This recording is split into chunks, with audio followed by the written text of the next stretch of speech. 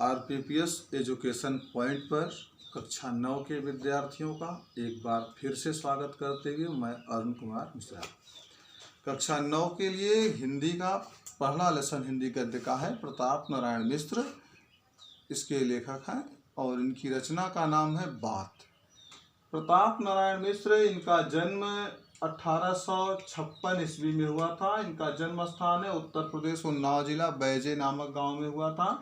इनके पिता का नाम संकटा प्रसाद था, जो एक प्रसिद्ध ज्योतिषी थे।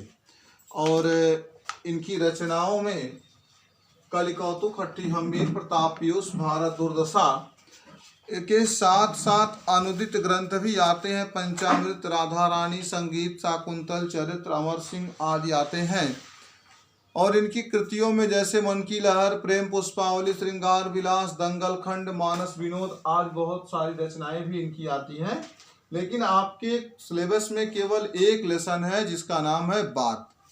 इनकी मृत्यु सन 1894 ईस्वी में हुई थी।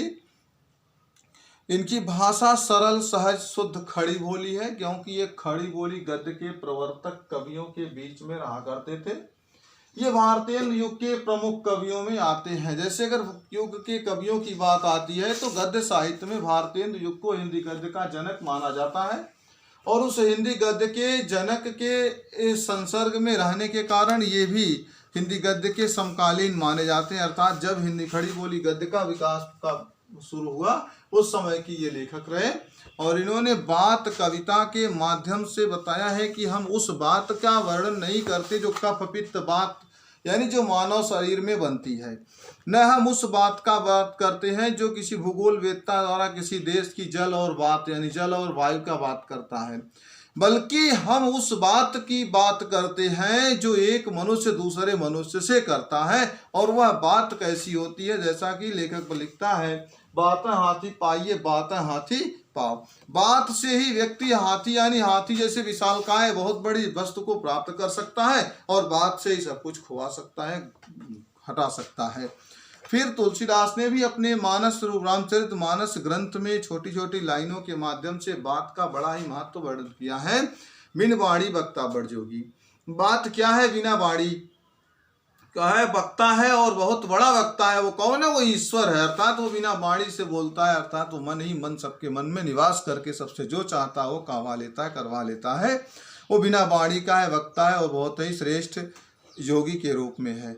फिर कहते हैं कि अगर आप इन्हीं सारी बातों को लेकर कहते हैं तो ये हमारे रामचरितमानस के आधार रहे, नायक के रूप में रहे। राम के पिता महाराज दशरथ ने बात की ही रक्षा के लिए अपने प्राण और पुत्र दोनों का परित्याग कर दिया था, क्योंकि बात माने उनकी वचन न जाने पाए, इसलिए उन्होंने क्या किया था कि पुत्र को भी वनवास दे दिया था और अपने शरीर का भी यानी अपने प्राणों को भी त्याग दिया था।